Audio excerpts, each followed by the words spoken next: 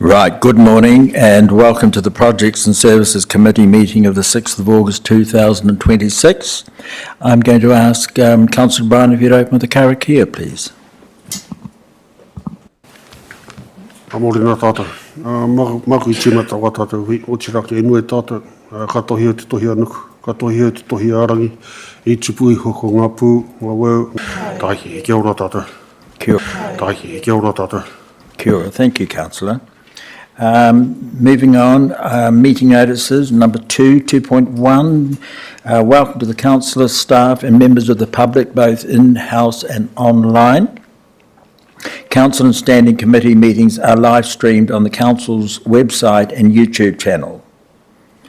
By remaining in the public gallery, it is understood your consent has been given if your presence is inadvertently broadcast. Please be aware the microphones in Totara Room are sensitive to noise, so please remain quiet throughout the meeting unless asked to speak. Item 2.2, health and safety. In case of an emergency, follow the building wardens to the nearest exit. The meeting point is across the road at Peace Park. Bathroom facilities are located opposite the Chambers foyer entrance.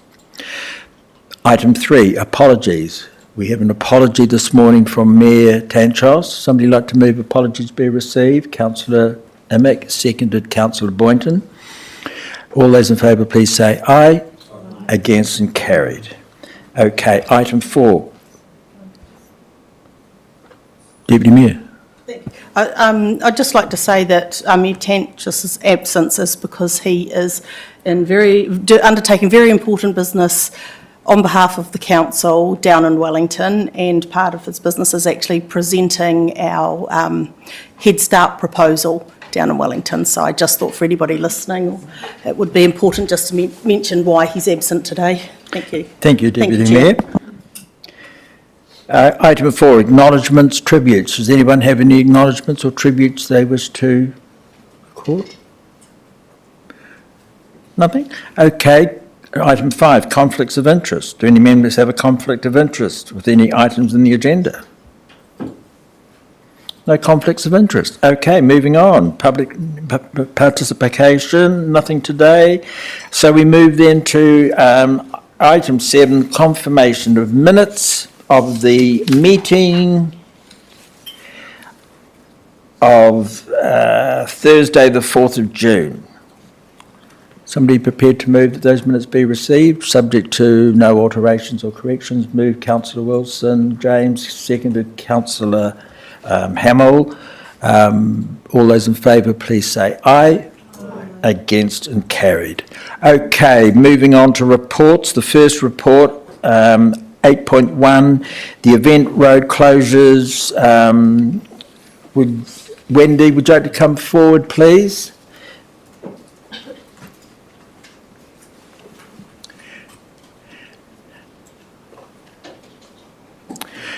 Good morning, Wendy. Good morning, Nicola. Is there anything you wish to add to the report, or we take it as read, Wendy? Morena tātou. Thank you, Chair. I'd just like to briefly introduce the report, if that's okay. Can you just move the microphone a little bit closer? Sure. So the report seeks approval for the temporary road closures required to safely deliver the 2026 Battery Town Rally. Bay of Plenty. The closures include part of the Strand for the ceremonial start and finish on the 30th and the 31st of October, along with several rural roads on the 31st of October for the competitive rally stage, which forms the final round of the New Zealand Championship. To mitigate damage to the roads used for the rally, inspections are done before and after, and a bond is requested to cover the cost of any repair works and damage that may be required. Council's transportation team has assessed the proposed road closures and found them to be appropriate. The event organisers have consulted with EPIC and key stakeholders with clear communication and measures to minimise disruption for residents, businesses and road users.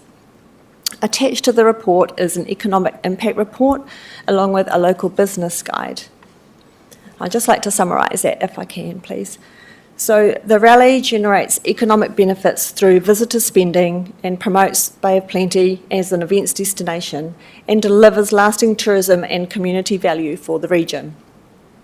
The event delivers an estimated $283,000 in direct economic benefit to the district, including around $197,000 in visitor spending and $85,000 in locally sourced goods and services, while attracting approximately 740 competitors, officials, volunteers and spectators from outside our region. The committee is asked to recommend that Council approve the temporary road closures to enable the safe delivery of the event. Thank you. Open to any questions. Thank you, Wendy. Nicola, was there anything you wish to add? No? Comment. I'm just available for any questions. Thank you. Okay, councillors, questions of clarification? Councillor Dennis. Thank you for that. I've got a Manawahe residents meeting tonight. Have they already been notified of this? I believe so. Yep. And it follows the usual thing of a grader going through Rendell's Road afterwards and smoothing the metal out for them? The map is located further down on page... Yeah, it's going up MacGyver Road, down Matahi and then through Rendell's, which is gravel. I was just... It's they are going the to... same route that they usually take. So they will be grading the road afterwards? Yes, they inspect the road beforehand, our inspectors and the event organisers. They do a drive-through prior, and then they do a drive-through afterwards, and Okay. usually our team grade. Thank you. Okay. Any further questions or clarification? Road closures, Battery Town Rally, Bay of Plenty event, and number 2, that the Projects and Services Committee recommend to the Whakatane District Council to approve the temporary road closures for the events as detailed below. Can I have a mover, please? Councillor Boynton, seconded Councillor James. Debate. Councillor Immick. Thank you, Mr Chair. Good morning, ladies. Sorry, point of order, it's just that you mentioned councillor, oh, sorry, no, my fault. I saw someone else put their hand up as a second. Councillor Immick. No problem, thank you. Yeah, I was just thinking that it was really great to have the economic impact report in there. I think it's one of the first times that we've had that, and it's actually made the decision really easy for us, hence lack of questions. So well done, thank you. Thank you. Yeah, I agree, Councillor, and it was something that I noted as well, and that's why I thought perhaps that Nicola may want to speak to that, because it is good to see that included in the report. Certainly puts it into context. Okay, any further debate? There being no further debate, all those in favour please say aye. Aye. Against and carried. Excellent, thank you ladies. Thank you. Right, the next one is item 8.2, amendments to the Register of Parking Restrictions, Prohibitions and Limitations. The report is for August 2026. Wendy, you're still at the table, and we welcome Joe Metcalf along as well. Which of you would like to present this report? Wendy again? Okay, the floor is yours. Thanks, Wendy. Thank you. This report seeks approval for the recent proposed amendments to the Register of the Parking Restrictions, Prohibitions and Limitations, along with proposed amendments.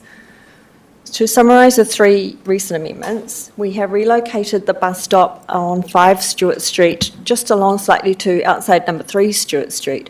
This is due to the new variable speed limit signs for schools and the legal requirements required around signage. Our second was the addition of yellow hatched box markings outside the Ferry Road entranceway to the shared use path. We had notification of several vehicles parking in this space, and it was never designed to be a parking space. So it's been blocking cyclists from entering and exiting. So we've enabled that to be a no parking space to enable users to use that safely. And in addition, we have added broken yellow lines on Landing Road on either side of Powhati Street as part of the visibility rule for exiting intersections to make it safe for exiting from Powhati Street and out onto Landing Road. Our 6 proposed amendments for approval are the extended yellow broken lines on Goulstone Road, and this is opposite Suitors Ave. The buses exiting from Suitors Ave onto Goulstone Road are having it hard to navigate that tight right-hand corner. So we propose just extending the broken yellow lines in that space. And along with that, we have 5 new proposed bus stops introduced from Regional Council.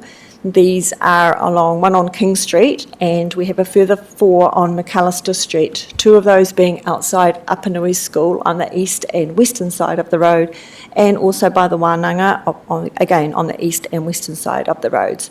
These are as a result of the Bay of Plenty Regional Council's review in 2025 to improve their network and have been approved by the Public Transport Committee. Ngā mihi, thank you, and open to questions. Thank you, Wendy. Joe, was there anything you wish to add to that? No? Quite happy? Okay. Okay, councillors, questions of clarification? My question's around when you put in these yellow lines, is it policed very well or not? And why I ask the question is because years ago when I was on the Road Safety Committee, we put in some yellow lines coming off King Street going to Galston Road because the bus driver had problems coming around. So we took out the first car park on that side. Funnily, I was there the other day, not there, but just a bit further up from that, and then a car pulls in behind me and parks. So, you think you can go to all this trouble to put in these excluded areas, but a lot of people just don't actually sort of, stop going there. Through your chair, it certainly is a problem. Not everyone is always going to obey all the rules, but our enforcement team do regularly patrol that area and other busy parking areas, so there certainly is incentive for people not to park on the yellow broken lines. And I think what we'll see as well is once our automated number plate parking car is active, we'll see a much higher level of enforcement as well. Thank you. Okay, any further questions of clarification? Councillor Remick? Thank you. I'm just looking at page 33. Hi, Joe. Sorry, should say that first. 6.2, engagement and community views. You say that the residents of McAllister Street raised concerns about the bus stop locations due to the availability of car parking and the perceived safety concerns. What are their safety concerns? Yes, thank you, Councillor Amick, through the chair. They had concerns for safety of children crossing, but there is a pedestrian crossing for children to cross in that proximity. Their parking concerns were residents which would be affected a little bit by the bus stop, but that's going to happen whether there is a bus stop there or not. People are parking for short periods of time to go and get their children, so it could actually work in their favour that maybe it might deter other parents from parking in that space when they see a yellow. The whole idea of bringing these bus stops to that vicinity is to facilitate being closer to the CBD and also to support the school. And with the rising costs of fuel, it's an economic time that we encourage people to use public transportation. We will be engaging with those residents after the outcome of the meeting to answer any other questions that they may have. But we did take into consideration their concerns quite seriously. We reassessed the sites along with Regional Council, and they were still the preferred options. Right. Thank you. Just a supplementary. Go for it. And I think you mentioned that this has already been approved through the Public Transport Committee. So does that mean it doesn't matter whether we approve it or not? Through you, Chair. The approval through the the Public Transport Committee, the bus route and the operating of the services. Approval for bus stop locations sits with the District Council, so we may deny the request and push them to look for alternatives if we choose to. Thank you. Councillor Dennis.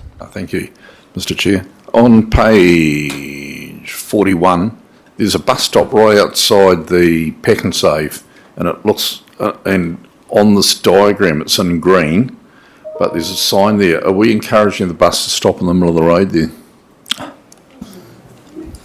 Through you, Chair. So that is the intent, is that the bus will just stop in lane. This is relatively common in some of the bigger cities, in areas where you've got we have difficulty for buses to pull out. And in this particular instance, the idea there was to retain as much parking within Kopi as we could, because there's obviously no parking there, and any delays there are thought to be quite minimal for other vehicle users. As you'll see, it's right in front of a crossing for pedestrians, followed by a roundabout. So these features create a certain amount of delay anyway, and also the speeds through Kopi are typically very slow anyway. It's also worth noting that the bus has been doing this regardless for many years now, so they'll just indicate to the driver to stop there and let them off, and it seems to be working particularly well. So we'll keep an eye on this one and monitor it, and if it does become disruptive, we can look at alternatives. Supplementary, please. Why do we not put it further down King Street, just past a roundabout where they can pull off the road, or does the bus route go from there straight down to the hospital? So for this particular direction, the bus travels along King Street and then turns right onto James Street and through past James Street School. Oh, James Street, yeah. And then on its return journey, it comes via the hospital and then goes down Gallstone. So it is a bit of a loop, if you will. So if you put it further down King Street, you'd actually be putting it out of it. Yep. Exactly. Okay, I'm happy with that, thank you. Councillor Boyden. So what's the regularity of the buses and, what's the ability for people to be able to use that space when the buses aren't there? Like, are the buses going to be coming through every hour or, for that significant amount of space to be taken up? Because those are really hard places, particularly in Kopi, particularly McAllister Street with Te Parewana no Awanuirani, and also Apanui School. It has always been hard for parents and families and students of Awanuirani to find parks in their area. So if there's stops there, how many times is the bus going to be there for that park to be taken up? Through you, Chair. The service runs at approximately every 90 minutes through the day. It doesn't run on Sundays, and I believe the first service starts at 6:30 and the last service finishes at 5. Excuse me. So yes, it will take up some parking in a high demand area, but the alternative to this is also that, and it is well supported by Apanui School, and is that it will make it possible for a lot of their teachers, staff, students to actually then travel by bus. So for instance, with McAllister Street, I think we're losing around about 4 parking spaces with the implementation of the bus stops. So all it would take is for 4 people to change their behaviours in a day to sort of counteract that effect, which isn't a lot of switching towards the bus. Thank you. Again, it's great to see that we are putting in these additional bus stops, the purpose being to encourage people to use public transport. We've bleated on for many, many years about the lack of public transport service that we have here in Whakatane, or the fact that we see buses going around empty.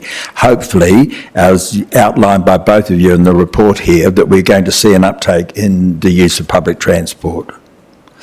Okay, any further questions of clarification? Okay, I'm going to then move to the recommendations. Recommendation 1, that we receive the report. Recommendation 2, that we approve the following recent parking amendments: the Stewart Street bus stop relocation, B, the Ferry Road no parking hatch marking, C, the Landing Road no stopping lines near Pofari Street, including the need for these amendments to be public notified, and that 3, that the Projects and Services Committee approve the following proposed parking amendments: A, Galston Road, no stopping lines opposite Suitors Ave; B, 39 King Street, new bus stop; C, 90 McAllister Street, new bus stop; D, 99 McAllister Street, new bus stop; and E, 132 McAllister Street, east and west side of roads, 2 times the new bus stops. Somebody... Oh, sorry. The 4th one, that the Projects and Services Committee notes that following public notification, and once the parking amendments are in place, the parking restrictions, prohibitions and limitations register will be updated to reflect these changes. Somebody prepared to move these recommendations? Moved councillor O'Brien, seconded councillor Hamill. Debate. No debate. I'll put those recommendations as read. Could I have a show of hands for all those in favour? Against? Carried. Do you wish yours to be recorded? No, I'd like to abstain. You abstained, and you want that duly noted. Thank you. Okay, item 8.3, the transport activity update for August 2026. Annalise, welcome to the table, along with Joe. No, Joe's making an exit. All right, leaving it to you, Annie. Welcome, Annie. Morena, thank you, and good morning, councillors. So this report, 8.3, I'll just do a brief introduction for it. So the main purpose of this report is just to bring back some more formal public reporting around key activities that have been happening in the transport space. So it's not specifically projects, because it's other things happening in transport, like contract renewals, long-term plan development and that sort of thing, alongside projects. And it's just a summary of activities that have either recently occurred, are currently underway, or are coming up. I won't go through each activity individually in summary, but happy to take any questions. And just want to highlight there are no decisions with this report. It is purely for information purposes to get this information clearly reported to the councillors and in the public domain. Happy to take any questions. Thanks for that, Andy. And I mean, I'm great to see this report in here, and it gives councillors an opportunity to be updated with where and how things are progressing, and also gives them some talking points with members of the community who raise these issues. Great to see the work being done on Taniatua Road. And I know back in Martin Taylor's day we talked of how we were going to fund that, and to see that we've actually secured the funding to get that project underway is great news. Thank you for that. Okay, councillors, questions of clarification? Councillor Whittaker. Thank you. So I'm looking at the Hopi proposal, which has obviously caused a bit of controversy. You've raised it for wheelchair access, is that the idea, the proposal? Yes, so this was just providing an early heads up of an opportunity that's presented itself. So the section of road in Ohope between Mayor Street and West End is due for resurfacing this summer. And like any time when we have a resurfacing renewal, we always look at whether there's an opportunity to include any improvements. And so improvements in this area have been on and off the cards for about the last 7, 8, 10 years. Previously, we had a petition brought to us by Ohope residents wanting to improve pedestrian crossing facilities in the Ohope area. A number of these were installed quite a few years ago, but this particular area didn't go ahead. Some of the reasons for that was concerns around the reduction in parking that those pedestrian crossing facilities would create. And so in response to that, the transport team at the time also then looked at alternatives to how they could offset that parking loss. And so we looked at developing an off-street car park along Mayor Street. That then created the need for a roundabout intersection upgrade at Mayor Street because of all the additional vehicle movements that would happen. And the project sort of grew and grew and grew to the point that it became completely economically unviable. And so, yeah, it kind of got put on the back burner for a while. So that's represented itself as an opportunity for us to look into. So the plan from here, we've currently got a community engagement plan underway, and that's going to be getting launched soon. We will be seeking feedback to sort of evaluate these various options, so whether to just resurface the road and not undertake any improvements, whether to put in raised platforms that are informal courtesy crossings, or whether they'd be raised platforms as formal courtesy crossings. And the particular reasons why they're raised platforms is because under the new pedestrian design guide, pedestrian crossing facilities, whether they're formal pedestrian crossings or courtesy crossings, they can only be installed in speed environments that are of 30 kilometres per hour or less. And so the typical way of reducing speeds to 30 kilometres or less is through vertical deflections, through raised humps. You can also do like chicanes and things like that, that, but that would create even more parking loss and be quite difficult on a urban arterial route. So that's the main reason why they are raised, to slow the speed down, but also it does help for wheeled access and that sort of thing to cross the road smoothly.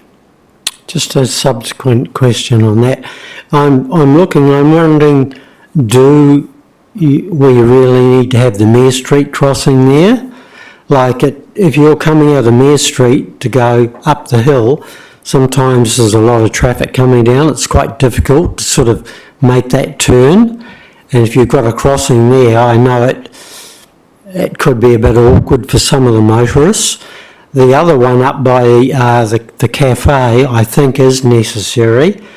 And why I say that as a comment was that I was coming down the hill a couple of months ago in my van, and the Kiwi Trust was taking a group of children up into the Ngāhere there, and they were crossing the road right down just past the roundabout at the bottom of the hill, and I thought, if my brakes had failed, I would have taken out all these kids. So I think that one is important, as long as it doesn't slow it down too much, because when you're going up that Ohope Hill, I sort of boot the accelerator a bit to get up there, because it's better for the car and better for me. Thank you. So through the chair, just to answer the question around the Mayor Street one, so whether it's included or not, that would all be part of the options assessment that we're going to bring back to the councillors when we've got that community feedback.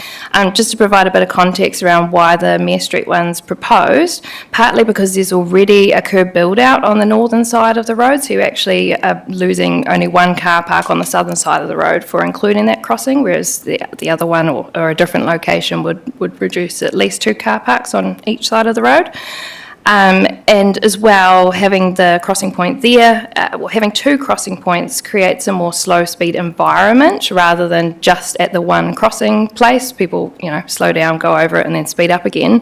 Having 2 sort of spread apart just makes that whole area a more slow speed environment. So people can use the designated crossing points, or as people like to, they can nip across the road where they're currently parked, but the environment is a lot safer and slower. As well, for the Mayor Street intersection, because Mayor Street's slightly lower than Putakawa Ave, it can sometimes be a bit difficult to get good visibility at that intersection. So again, slowing speeds past that intersection just helps improve the safety there and gap selection. So all of that information will be the types of information that we'll be providing in the decision report that we will bring back to a future Projects and Services Committee meeting. Thank you, Annie. Well explained. Councillor James. Yes, thanks, Annie. I see you got seal extension on Kopi Drain Road. I am sort of questioning, would we not be better off doing seal extension on putting more money into Withy Road where there's more people concerned? I mean, I go back to a handful of years ago when we sealed Aureni Road, which is in effect just an entrance to one farm, and there was very little benefit to a lot of people, whereas I wondered the same with Kopi Drain, especially when we've got contaminated surfaces there as well. Would it be, maybe Withy Road or not, might be better suited? So through the chair, Withy Road is in this year's seal extension program, so I think that's even currently out to tender at the moment, or it's being tendered very soon. So Withy Road, the first section up to past the Marae, that is being sealed this construction season. So Kopi Drain Road and any of the other roads that appear on the seal extension priority list are all part of the council adopted seal extension policy. So the policy is the means of how the various roads across our district are prioritised, and so that's based on the sort of community benefits, which are mostly centred around health. And so that's one of the main drivers is the number of houses that are within, I think it's 60 metres or 80 metres. It's a specific distance from the road, because that's been in studies done previously by New Zealand Transport Agency and the like, that's the sort of distance that dust travelling has the most impact on health. So there's a number of factors that go into that prioritisation. That's all set out in the policy. But sometimes some of these roads that might, wonder why is that being prioritised over another. It's, coming back to the policy and what the different parameters are, that's how they get prioritised, and particularly looking at where houses are located. Sometimes the house might not be on the road that is being sealed, but because it's in close proximity, it's still within that dust travel area, and so hence that's why Oreni Road, and in this case Kopi Drain Road, is being prioritised. Like what's mentioned there, through progressing Kopi Drain Road, we've got issues with contaminated or potentially contaminated material that we're just working out whether that's going to drive the costs up too high that it may then outweigh the benefit. So we'll work through that, and as we've got some further information, we'll provide that update in the next report. Thank you, Annie. Councillor O'Brien to be followed by Councillor Hamill, then Councillor Dennis. Thanks, Annalise. Just heading back to Pohutsko Ave. So for clarification, if you had courtesy crossings at both, you would lose 2 car parks. If you had pedestrian crossings, you'd lose 6 car parks. My question is, if you had courtesy crossings, would there be less likelihood toward banking up, heading back towards the hill, as Malcolm was talking about? So if they're courtesy crossings, would be less likelihood for it to bank up rather than having a pedestrian crossing there. So when we bring back the decision paper, we could include some information in there around sort of expected delay calculations. So courtesy crossings mean there's not a legal requirement for the driver to stop. So in theory, there will be, less vehicles stopping for those pedestrians. But like we see at a number of courtesy crossings, it's about being courteous, and some drivers do still stop depending, on their traffic speed and people waiting to cross. So we can certainly provide that information to sort of run those delay calcs. I wouldn't expect there to be too much difference between them, and certainly where it's positioned, it's far enough away from the hill that it certainly wouldn't be backing up around the hill, like around to the bottom of West End. Right, thank you. Councillor Hamill. Thank you, Mr Chair. Thank you, Annalise, for the good coverage about the Pohutsko Ave traffic calming options. I'm on 4.33, which is page 48. The existing retaining wall on Seaview Road. Which side of the road is that retaining wall? So it's on the left-hand side when you're heading up Seaview Road, so from the lower end of Hillcrest heading towards the top end. It's basically very near the entrance to the toys track. So the track goes down and there's a retaining wall that goes along the footpath further along that. So it's that Okay, and a retaining wall. supplementary. Just really inquiring, that road's obviously potentially, I guess my question is, how much work does that road need? It's quite prone to a lot of perhaps slipping or other slumping if that's an unstable hillside. So how much does Seaview Road need ongoing? Is this just going to be a one-off, or is it one of those things that we just keep evaluating every year or so? So it's for that particular retaining wall, it's a one-off, so it's an existing asset. It's been sort of degrading over its life, and it's due and ready to be replaced and renewed. In terms of the road as a whole, we don't have any planned major improvement works along there at this stage.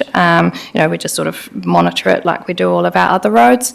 It does have, subject to some overslips and a bit of slumping in places, but nothing that's requiring any major work at this point in time. Thank you, that's reassuring.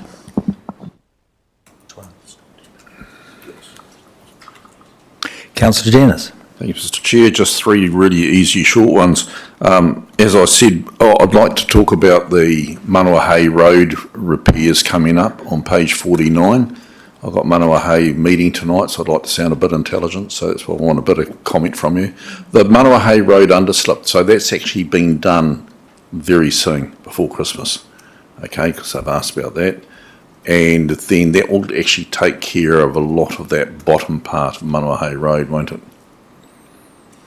The culvert, the underslip.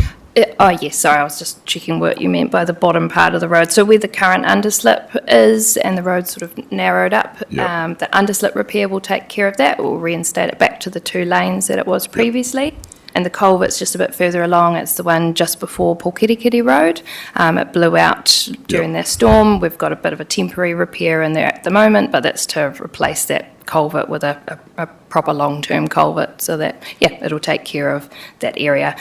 Manawahei Road is a road that is highly susceptible to storm events. It's one that we're Agreed. very aware of, constantly monitoring and, responding as appropriate. Number 2, Withy Road.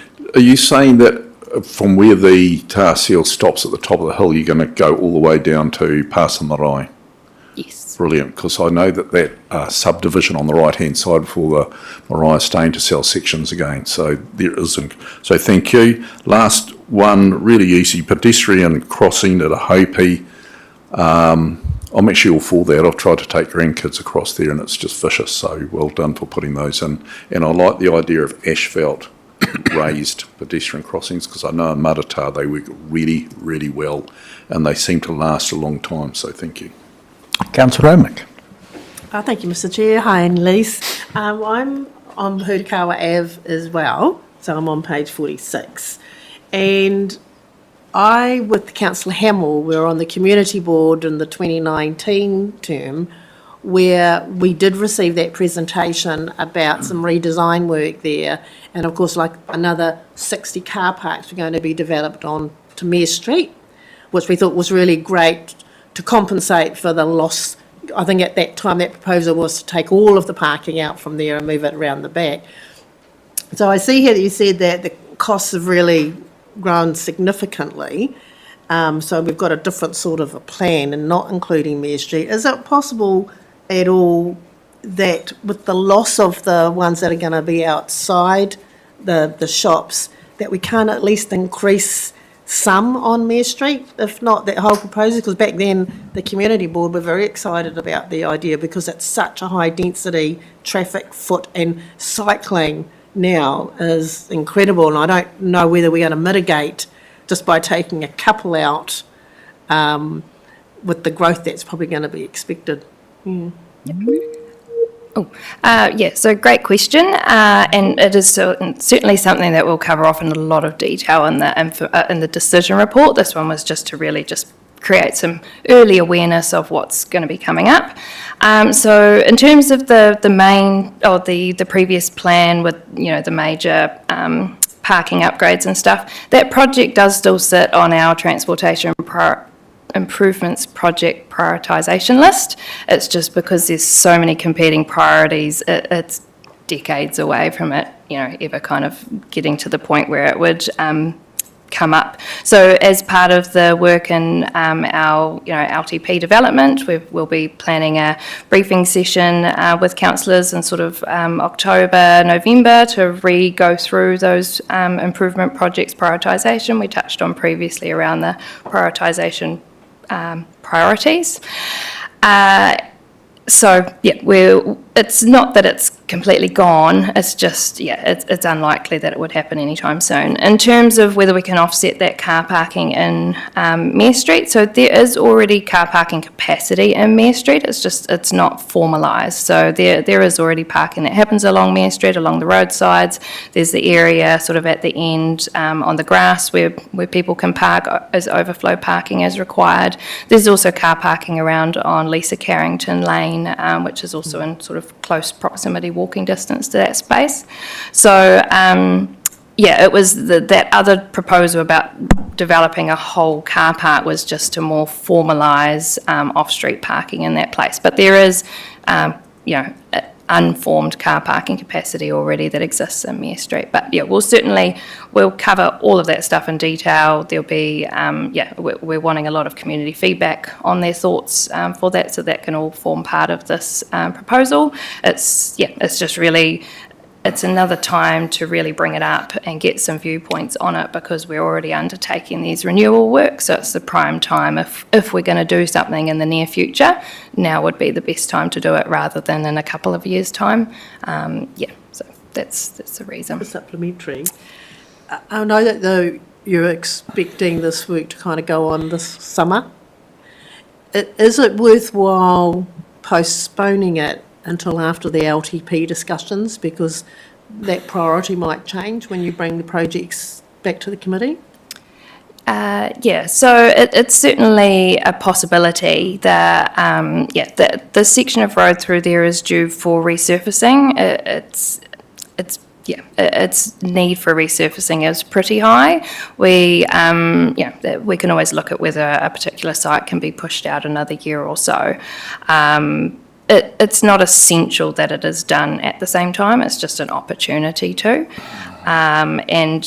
Whether it's looked at in the LTP or not, we would still be looking at probably doing the resurfacing work. We can certainly ensure that that is covered off adequately in the options, and one of the options can be around whether it's delayed and looked at as part of the LTP.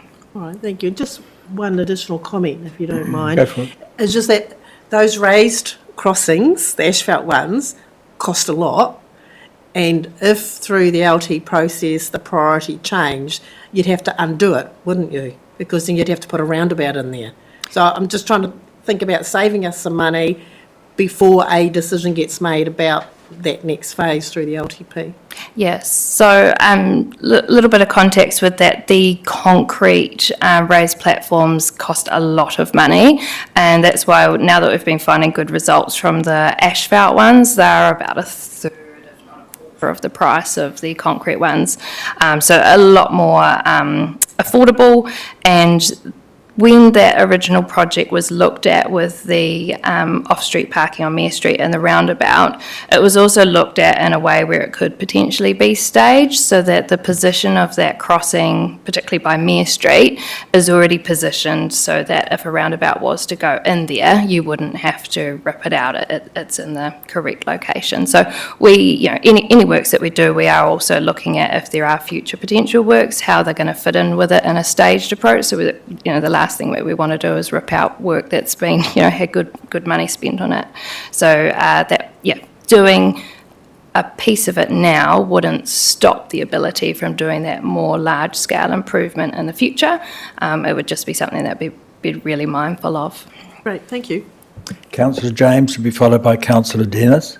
Yeah, the underslips on Ruatahuna Road and Metahi Valley, and also Stanley Road, were they weather related, or are they defects on the road? Yes, they were from the recent storm events. The Marahi Valley ones were from the April storm event, and the Ruatahuna Waikiri Moana ones were from the June-July 2025 storm event. So just typical storm event underslips, usually vast amounts of water concentrated into a particular place, makes the shoulder unstable and slips away. Are they major or minor? Major. Moderate, not as major as, say, the one on Manawahei Road, but significant enough to the one on Ruatahuna Road that's happening this summer was significant enough to need design work. Couple of the one on Stanley Road and Manawahei was able to be done more sort of under initial response, not needing formal geotech and detailed design.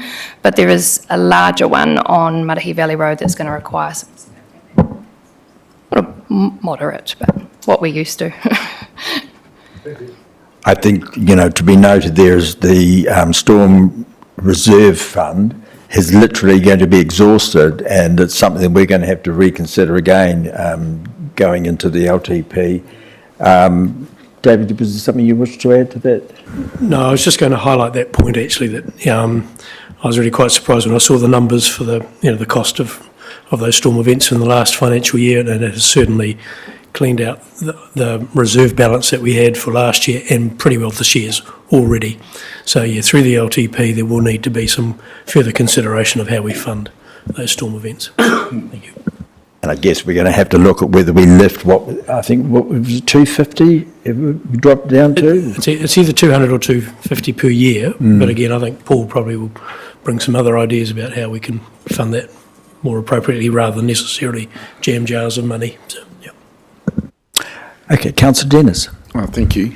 I've got a couple of questions, sorry. I'm a bit stunned that we're re-tar sealing that stretch in front of the shops at Hope, because I thought we did that not so long ago, because there's a huge outcry that we put chip on and they all wanted asphalt, and didn't we redo it then?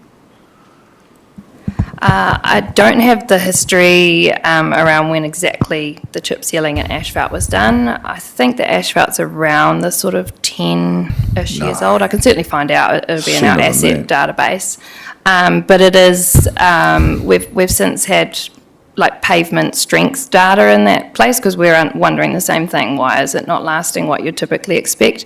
And unfortunately, the underlying subsoils through there is just very little strength, and so it's just an area that it doesn't get the life that you'd expect out of other places where they have a much stronger subsurface. And maybe we need to do the cheapest option there if we're going to keep doing it regularly. But I'm surprised we're going to put a roundabout in there at Mare Street. I wouldn't have thought there was actually a.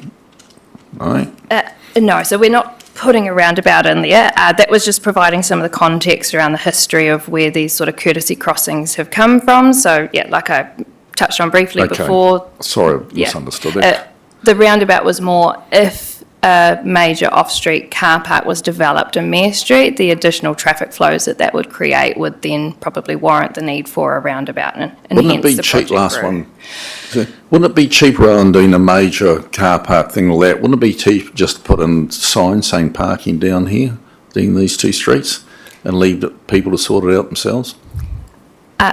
Yes, so through the chair, again, it was what I was sort of touching on, that difference between, at the moment, there is unformed car parking available down Mare Street, but if you wanted to really increase the amount of car parking available, you'd need to form it and mark it so that space was optimised.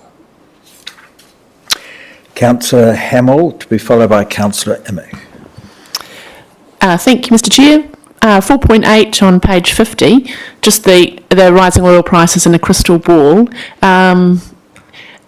Looks like you're obviously on, doing as much as you can, being aware of that in terms of our bitumen prices going up and our freight costs, etc., etc. So, is the advice from NZTA that the cost will probably be much the same for 2026-27 season, or do you think they're going to increase and we're going to have to pivot halfway through the season? So the advice is very much in that sort of crystal ball gazing. It is hard to tell. Off the back of a call that I was on yesterday, the major suppliers for New Zealand bringing bitumen in for the season, they're already seeing increases in the price of the bitumen from what they were getting last summer. So that's then going to have a flow-through effect to the cost of resurfacing works.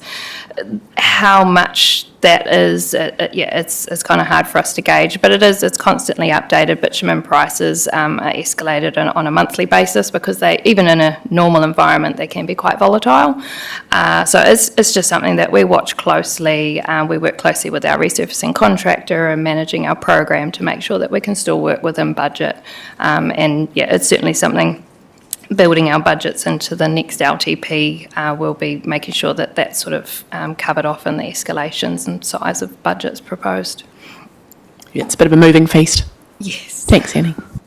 Councillor Amick. Thank you, Mr Chair. I'm on page 49, 4.5, maintaining the maintenance contracts, and it might be a question for Paul rather than yourself, Annie.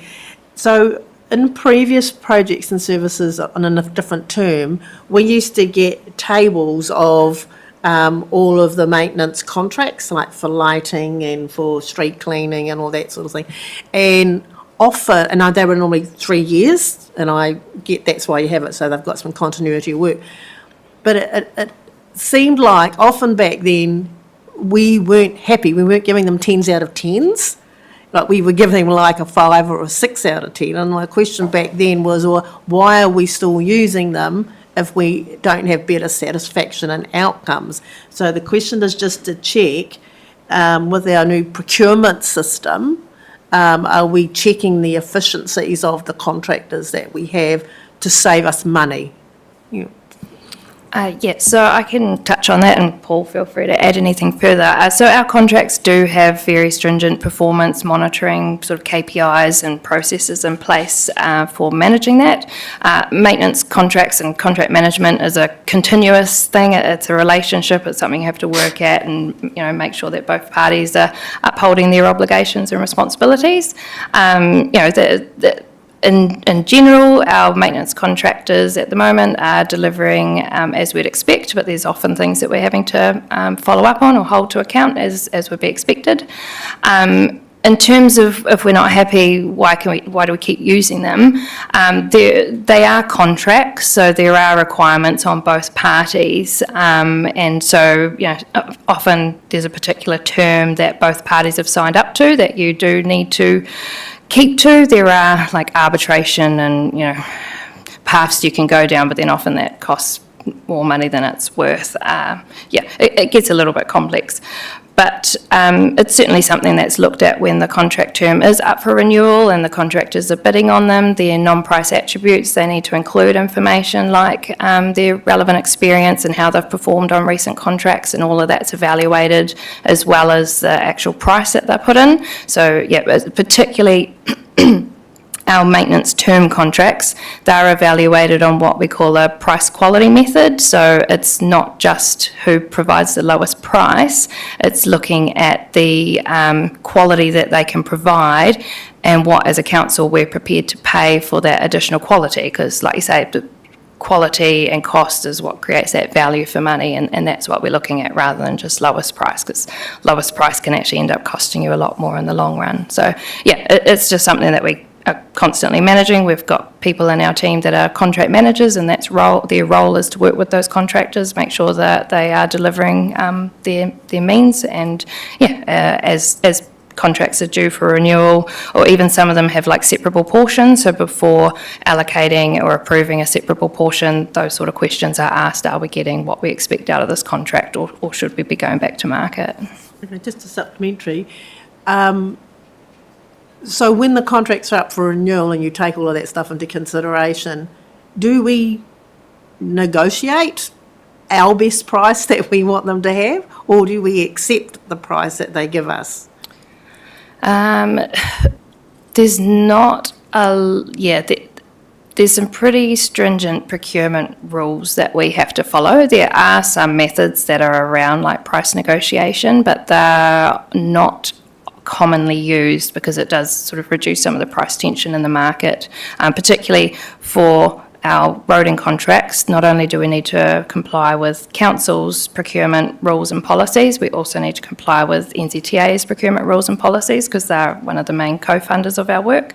Negotiating price and contracts isn't something that's often done, but like I said, the evaluating the quality of what that contractor is providing and reviewing their prices to make sure that they are reasonable and that they're actually going to be able to achieve them, because there's nothing worse than someone putting in a super low price and that they're not going to be able to achieve it, and so right from the get-go there's corner cutting to try and make on that price. So we certainly look at all of those things before awarding a contract to make sure that there's a level of comfort that things are going to play out as you'd expect. All right, thank you. It just kind of seems externally some of the contractors have us over a barrel and we don't have as much wriggle room, because they're not going to service our roads, or whose roads are they going to service? So, but thank you for your explanation. You did well. Annie, page 50, item 4.7, the special purpose roads funding, or the FAR rate.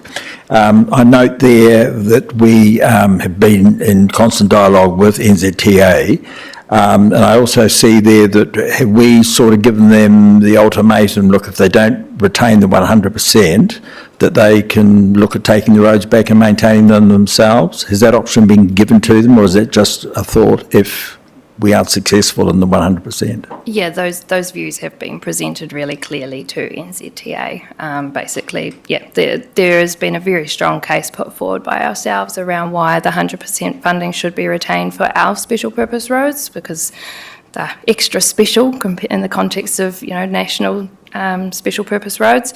And given their history, it's certainly been pushed back in terms of, well, if the 100% funding is not going to be retained, then we don't really have much interest in having to be responsible for funding their maintenance. Okay, and I see we're due to get a response hopefully this month. Hopefully, yeah. As soon as I get it, I'll be sure to share that information. Thank you, Annie. Okay, any further questions of clarification? If not, I will move to the recommendation on page 43 that the Projects and Services Committee receive the Transport Activity Update Report for August of 2026. Can I have a mover, please? Councillor Whittaker. Can a seconder? Councillor Morgan Ranui. Debate. There being no further debate, all those in favour please say aye. Aye. Against and carried. Okay, thank you, councillors. Do we want an adjournment now of 5 to 10? Next item is the resurfacing. Yes, so the next item could be is a bit meaty and it could be a little bit extended. So consensus, we take break? Okay, guys, we'll take a break. Come back, 1:15.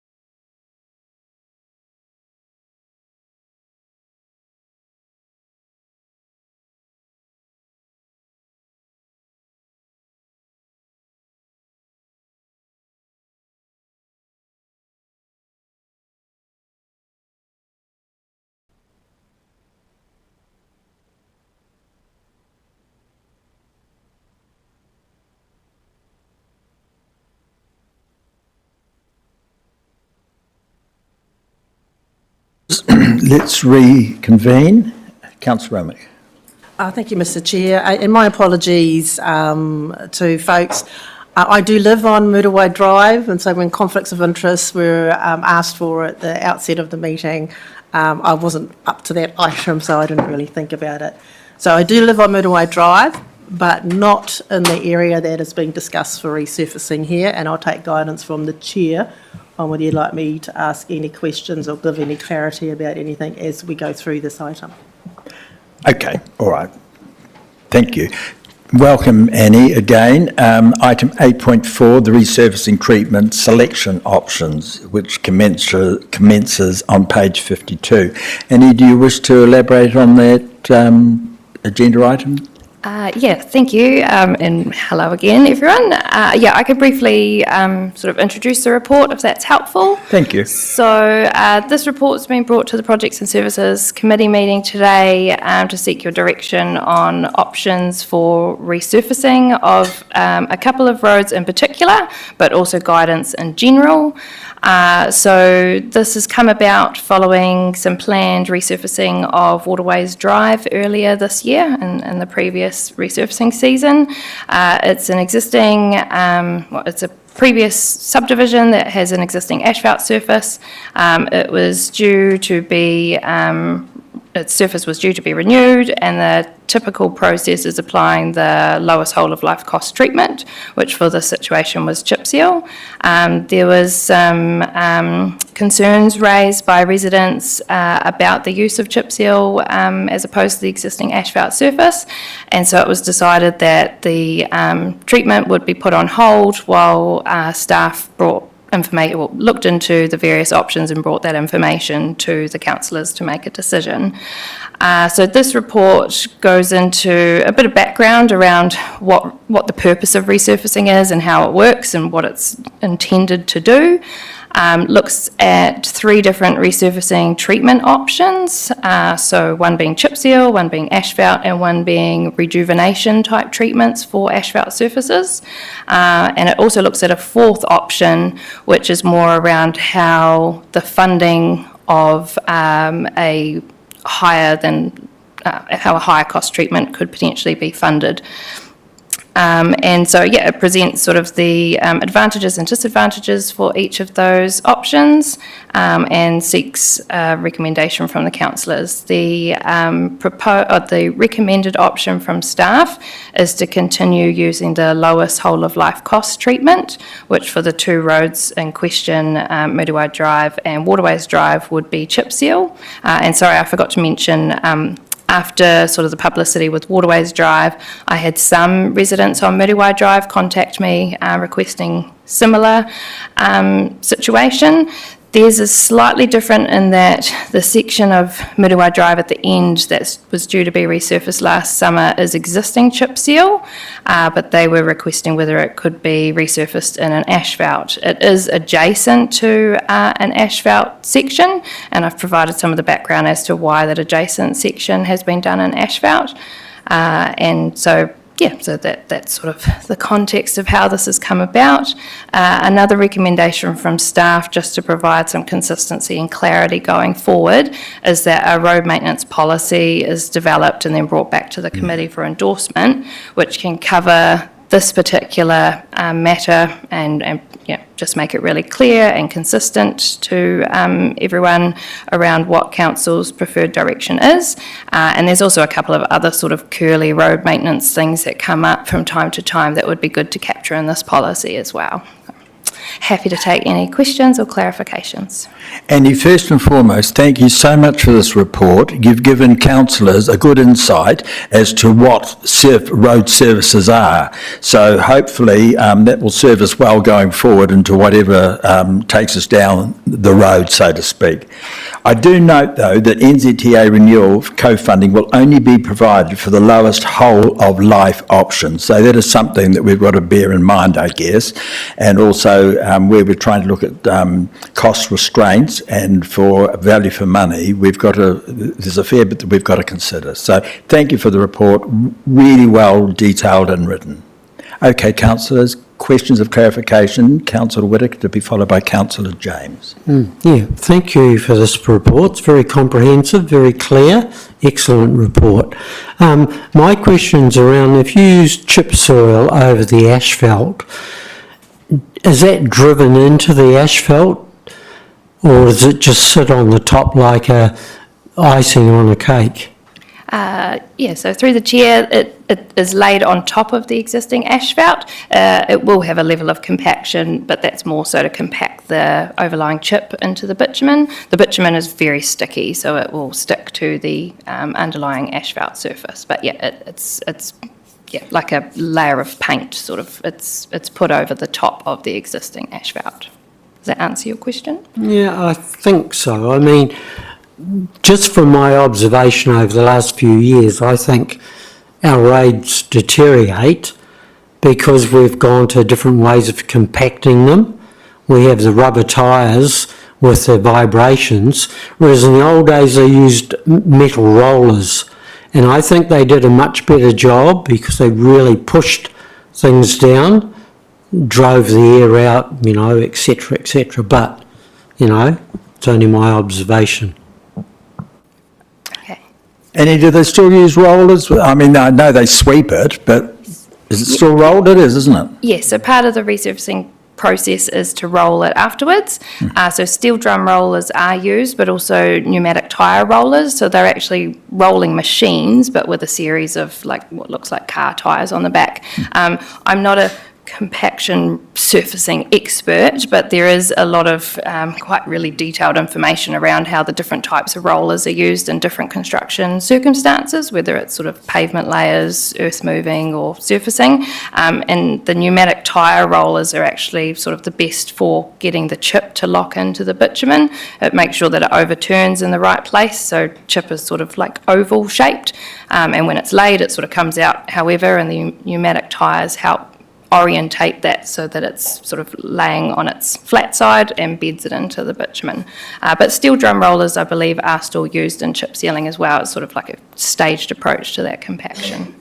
But so the way chip seals are designed, the amount of chip that is applied is in excess of the amount of chip that's designed to stay on the road. It's, like when you are putting glitter on a piece of artwork, you put more on so that what you want to be stuck to it stays and the excess falls off. So when the chip's laid, there will always be excess chip. That's to make sure that every piece of chip that needs to stay is put in place, and then the excess is swept away and removed, and that's done a couple of times following the recent sealing. Okay, Councillor James. Yeah, some of the problem appears to be people are concerned about the noise that chip creates, and the bigger the chip, the louder it is. On driveways they use very, very fine chip, but is that suitable, not suitable for a roadway with volume of traffic? And I probably could have expanded on this a little bit more in the report, but I didn't want it to become too long. So there is different, I sort of touched on it a little bit, there's different sizes of grade chip that is used in different situations. So they range from a grade 2 to a grade 6, grade 2 being the largest and grade 6 being the smallest. Grade 2 is like around 19 mil chip size, grade 6 is around 2.75 mil, I think, so it's quite a difference. The larger chips are used in the areas with higher stresses, so that's typically your high volume, high speed environments like rural roads. The medium-sized chip is used in sort of places with medium stresses, so that might be busy urban streets or low-volume rural roads.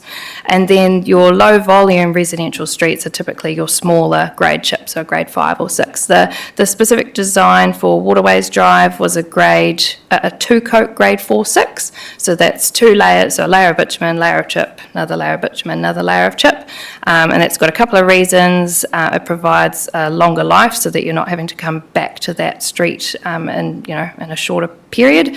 And as well, because there's a few corners in Waterways Drive, it just helps provide a bit of extra protection in those areas with higher stress. But the grade 6 chip, which is on the top, is the one that will have the most impact on the surface texture and the corresponding noise. So it is the smallest chip that is available. And like I said, sort of 2.75 to 4 point something mil. So it is a very small size chip.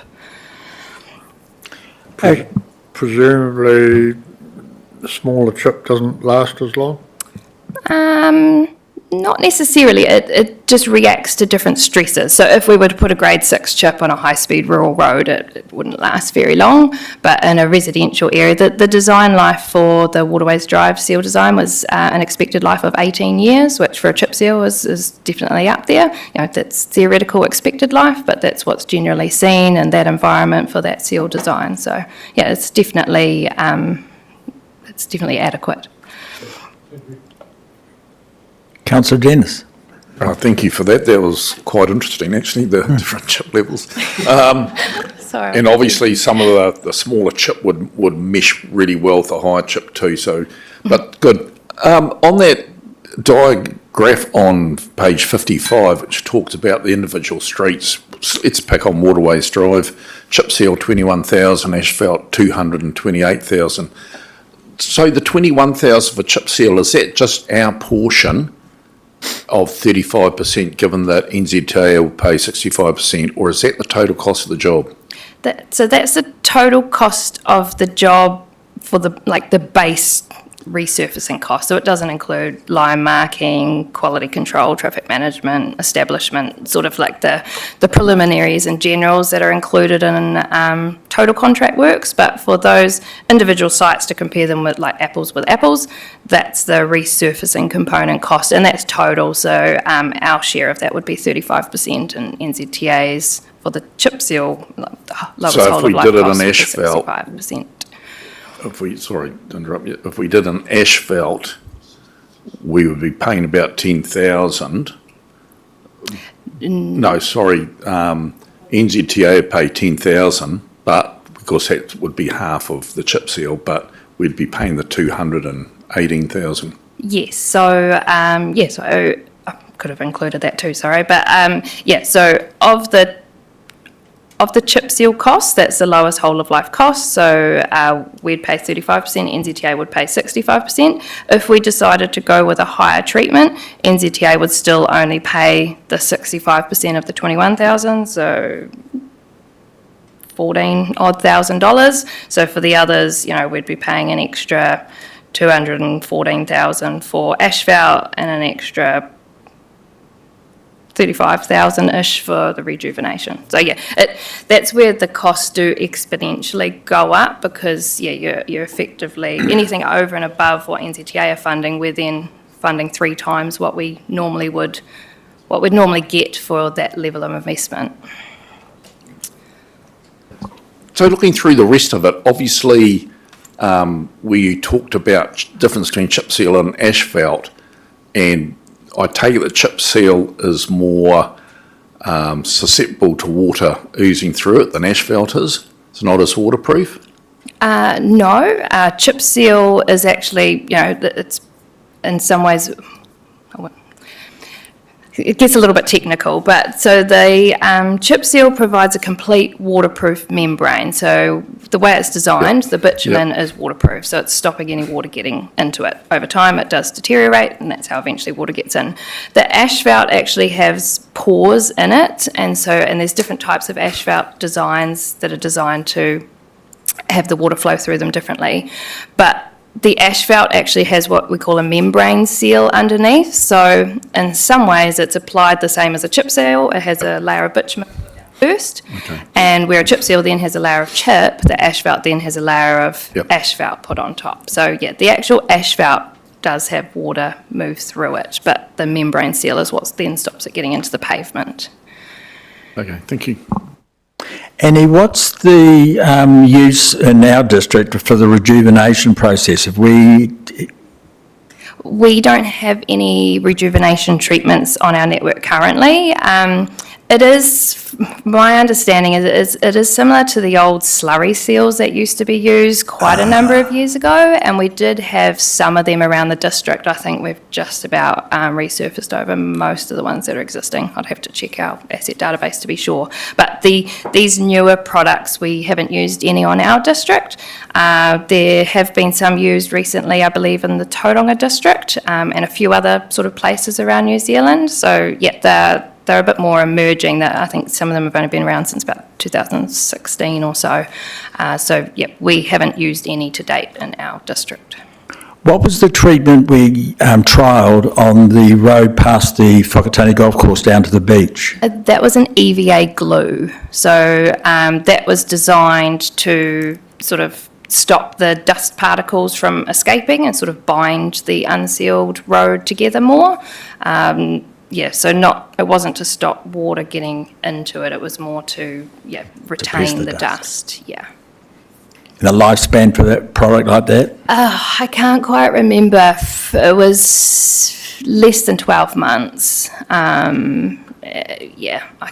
We did some, I can look up the research reports that we did if you want. But. And the product that Tūhoe have been using up on the old Waikaremoana highway? That's tall oil pitch. So it's not a rejuvenation product either? I don't know if it could be used as one, but on the Nature's Road, again, it's being used more as an unsealed road treatment for retaining dust and sort of strengthening the pavement. So, yeah, totally different application. Councillor Remick. Thank you, Mr Chair. My question's actually about Muriwai Drive car park. Yes. So the car park and the boat trailers and everyone coming in and out, are you talking about that car park or the one right down the end? So it's the one right at the end. So when you get to the end of the road, sort of in front of the Coast Guard, not the part where you then go up and it's like the extension with the sort of cobbled area, but it's the part that's currently sealed, got sort of the garden, and you look out to the river. Not the one with the boat ramp. It's the one past that. Okay. And just to clarify, if you could afford asphalt, is asphalt a better waterproofing quality road than chip seal? No, not waterproofing. Like I just sort of touched on, they've got very similar. The thing that waterproofs it is the bitumen. That's the waterproofing property, and so both of them have a complete layer of bitumen between the surface and the pavement that provides the waterproofing. The chip versus asphalt is more around the surface and sort of how it can withhold stresses, the noise, aesthetics, those are the differences. Councillor Hamill. Thank you. Just wanted to check, I see in the report about 3% of our district's roads are asphalt. Where would those mostly be? Are they just quiet cul-de-sac residential roads, the Strand? Whereabouts are they? So they're typically our high-stress environments, so roundabouts, cul-de-sac heads, and sort of busy sort of commercial or industrial CBD areas. So, the Strand, Commerce Street, most of our urban roundabouts are asphalt, and then, most of the cul-de-sac heads. So not the whole cul-de-sac street, just literally the head, which basically acts like a roundabout. Okay. Also, Gorge Road and Ohope Road, particularly the steep curvilinear sections of them, so not the whole parts of those roads, but again, where it's steep and curvilinear, that you've got extra stresses on the surface. They were previously chip seal, but we weren't getting the life that you'd expect out of a chip seal, and so when the chip seal starts to provide a shorter lifespan, suddenly the whole of life cost dynamics change, and that's when asphalt often then becomes the lowest whole of life cost treatment. Thank you. Supplementary, Mr Chair. So have we had requests from different residential cul-de-sacs before to maintain an asphalt area? Is this something as a council that we have experienced before? I'm thinking mostly of the waterway as an example. So cul-de-sac heads, no, that's again just an asset management treatment, why cul-de-sac heads have asphalt applied. In terms of other places where we've had requests from residents for asphalt, we do get things crop up every now and then. You know, asphalt is the nicer, prettier product. I can't think off the top of my head exactly places that we've had like similar type requests, but yeah, we often get the odd sort of one-off request for it. And the last question, if I may, Mr Chair. Have we had any indication from some of the Waterways residents? We've obviously sort of had this desire expressed to retain asphalt there. Have we had preliminary discussions about whether residents would be prepared to contribute financially whether it's via their rates or as a one-off? Have we had those discussions? No, so that's where it says if councillors want to go with that option, the very next step would be that engagement to understand what people are prepared to pay, and that's as well why for that option 4 we haven't specified which treatment it would be, whether it's rejuvenation or asphalt. What I can say is though Tauranga City Council have been going through very similar things. The last decade, and they did pass a motion to allow residents to self-fund the higher level of service, and I think I mentioned the responses in there. It was very low, and basically got to the point where they then had to abolish that and go back to just applying the lowest whole of life cost treatment, because it does become a significant cost. Like you can see the numbers there, they are relatively high, and those, like I say, those are just the base treatment costs.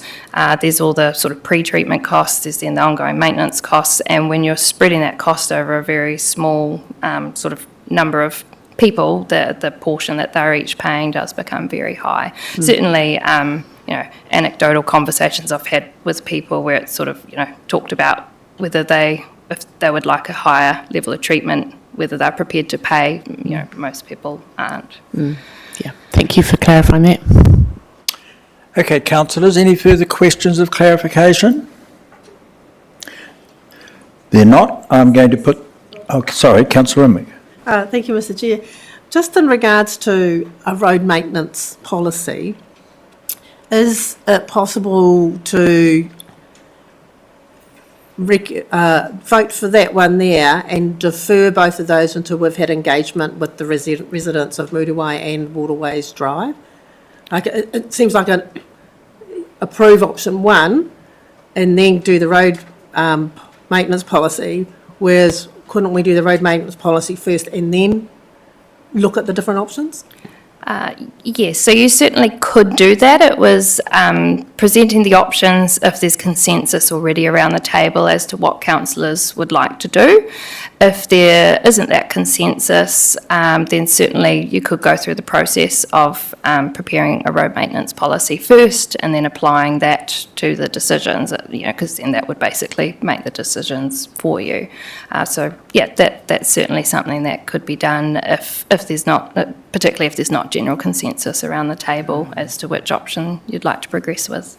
And would that put either of those destined roads at risk until a policy was developed? It's like anything, like a leaking roof. The longer you leave it, the more it does increase. But they're not at a stage where they're going to fall over tomorrow. A lot of the grounds of that policy have kind of already been crafted through this process anyway. So it would just be something that we would prioritise bringing it forward to councillors for endorsement, and we'd monitor those sites. That I could quite comfortably say they would go another year, and like I sort of talk about, if you were to go with one of those higher options, we would have to defer them another year anyway, because there isn't the current funding in the current financial year. So they wouldn't fall over if we delayed another year. Thank you. Councillor James.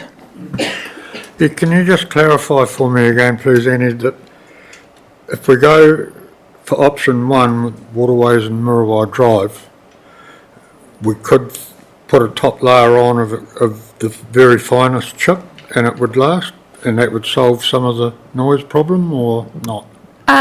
So if you went with option 1, the lowest whole of life costs, then we would proceed as planned for resurfacing those roads. Waterways Drive, like I said, the top surface is the smaller chip, and that's certainly its expected life is 18 years, which is very good.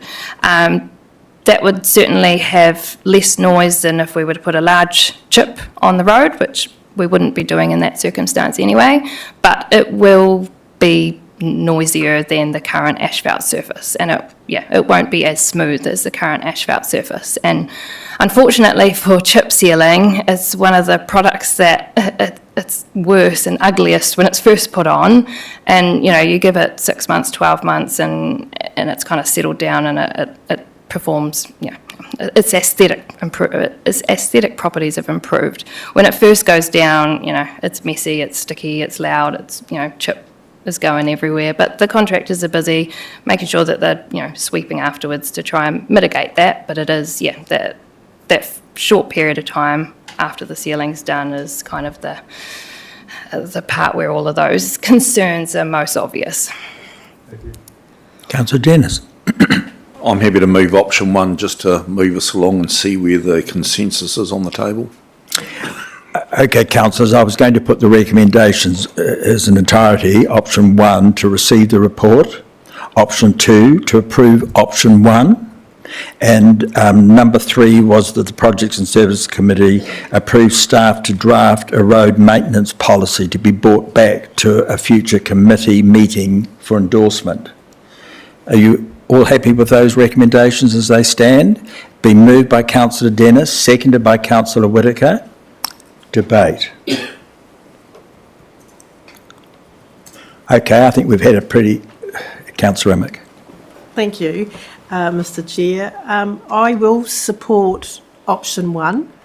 I would have preferred that perhaps we had a look at the road maintenance policy first, and I'm buoyed by the fact that it possibly wouldn't put either of those roads under risk.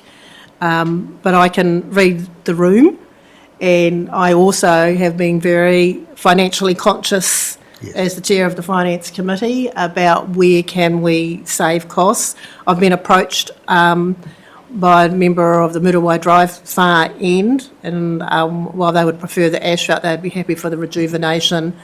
But I think the same decision would be the outcome, is that it doesn't have the full support from around the table just due to the cost factor. So on that basis, I'm happy to support. Thank you, Councillor. Any further debate? Councillor Whittaker. I was happy to second option 1. I live very close to Waterways Drive and encounter quite a lot of the people that live there. So I'm happy to debate the reasons for actually having option 1 as it is. Thank you. Any further debate? Councillor Dennis. I'll have the final say if that's all right. Look, I appreciate a lot of people like to have asphalt. I'd like to have asphalt on my road, and I'd like to have gold-plated curbing too, but I think in this day and age we need to be aware. But I am buoyed by the fact that I'm sure the staff will use as small a chip as possible in the smaller residential areas to make it as easier as possible for the residents. We have quite sharp chip out our way, and it works really well. So that's one of the reasons I will move this motion. Thank you. Thank you, Councillor. All those in favour, please say aye. Aye. Against and carried. Annie, thank you again so much. Mr Chairman, just before we stop, can I just ask a question maybe from the Transport team, is where we're up with the speed limits we approved a year ago? And now I appreciate they may want to bring a report, or they might want to briefly talk to us now, but is that possible, Mr Chairman? It's not on the agenda, but it had been something that you'd spoken to me earlier, and I think you've already spoken to Annie, so I think indirectly, yes, we'll get it back at a future report. Annie, what I was going to say was thank you so much for the in-depth report that you've given us, and I'm sure by the time we've got through this agenda, we're all at least grade 1 roading engineers, going towards our ticket, perhaps. Thank you so much. Thank you.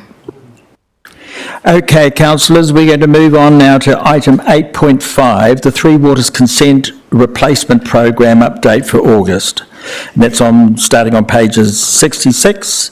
And welcome to the table, Jess and Nick.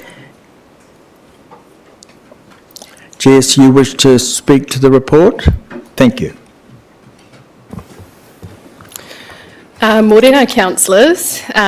So I'll take the report as read, but briefly want to highlight a few of the key progress across the program. So starting with our water consents, we've achieved a major milestone. We've lodged all 7 of our replacement water consents with the Regional Council.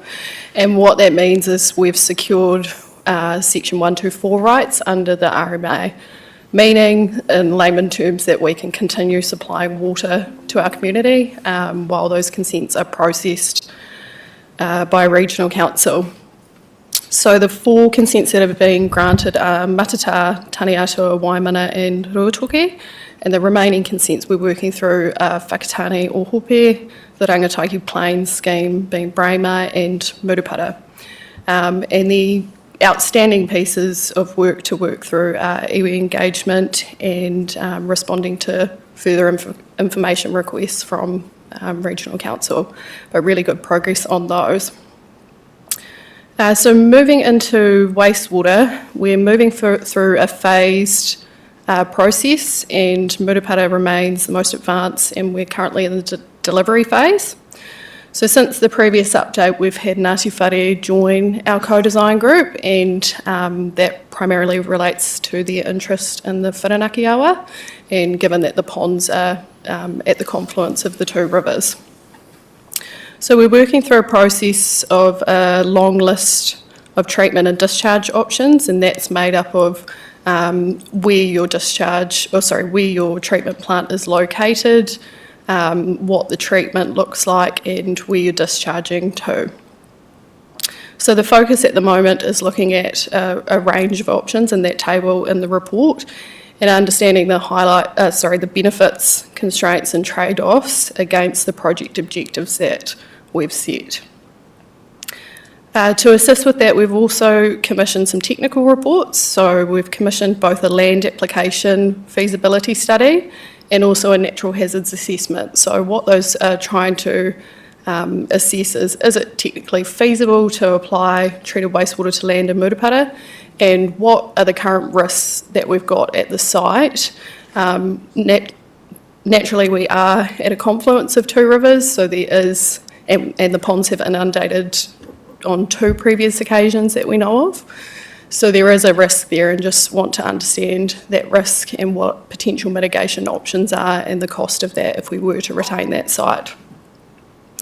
So the land discharge assessment has been completed, and what that indicates is that seasonal irrigation may be feasible in the Galatea Basin, but a fully land-based year-round discharge would need a significant amount of land, storage and potentially a higher level of treatment, meaning also higher costs. So at this stage, a hybrid approach appears to be the most practical land application option that will be considered as part of that process. The overall findings of that study will inform the next stage when we look at all of those different options. And as I just said, in addition to this, Tonkin and Taylor have been commissioned to look at both the risk from flooding and river erosion, and we're expecting the final report hopefully this week actually. Moving to Whakatane, Echukim and Taniatua wastewater projects, we remain in the initiate phase, so we're seeking direction from iwi on their preferred engagement approach there.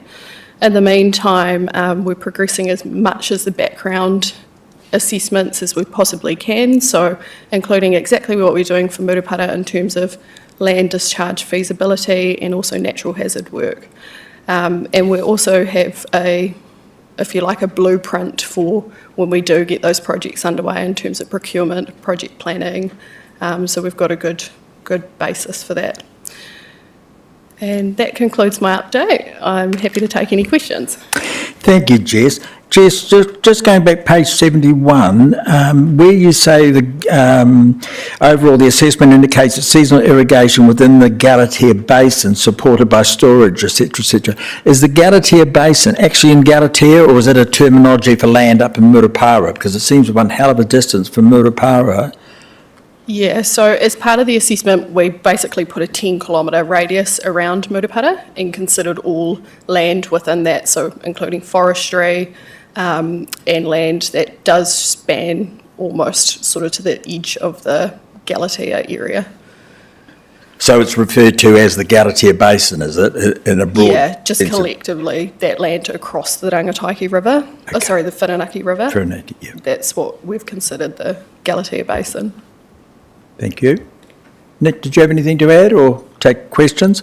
Okay, councillors, questions of clarification? There's a deadly hush. It is a yes. So again, Jess, thanks. You've written a good report, obviously. So look, I'm going to go straight then to the recommendation, which is to receive your report. So could Councillor Boynton, seconded by Deputy Mayor Dukes. All those in favour of the report being received, please say aye. There you go, unanimous. Against. Thank you. Okay, the last item on the agenda, item 8.6, is the Three Waters activity update. So Nick Johansson and Glenn, if you'd like to come forward, please. The report is on page 75. Would either of you gentlemen like to add anything to that report, or do we take it as read? Morena, councillors. I think you can take it as read, but yeah, just want to make mention that this is a report, I guess, because we're at the start of the financial year, and also noting that you haven't really had good activity reports in the previous few months. So I guess in some ways this is an interim update until our formal project management system, Ara Takina, comes along, and then you will get that consistent, standardised reporting. But we just felt that it was timely, especially as we head into $20 million of CapEx investment, that you have that good visibility of what those real key projects are, and just gives you awareness at this point. I guess the other thing I just sort of want to make mention, again, because we're starting a big annual program of works, is sort of the balance in the split. So you would have seen a lot of those key projects are focused on water safety improvements with a core base of water renewal works and some wastewater redundancy. So you can sort of start to see the flavour of where our biggest pressures and focuses are on for this year in particular. Yeah, welcome any questions. First and foremost, good to see your face back in the building, Glenn, and yeah, welcome back for this very important work. Much appreciated. Okay, councillors, questions of clarification? Councillor Dennis? Page 76, you talk about the backflow prevention program. In regards to those ones you've put in for marae, schools, etc. like that, how many of the protection cages are you having to replace? The number I don't know specifically, but would be a handful, would be around a dozen. And what we have found is that although they're bolted to a concrete fixture, people are picking them up and taking them away. So there has been some theft for a number of those, if that's where the question is going. Yeah, out Titeko way. Yeah. So yes, we're sort of taking measures to make them a bit more secure, but it's relatively minor when you look at how many of those cages there are around. And I was told on Tuesday night, Titeko Association replaced all those ones, so that's good. Yeah. Yep. Yeah. Okay, thank you. Councillor Whittaker. Thank you.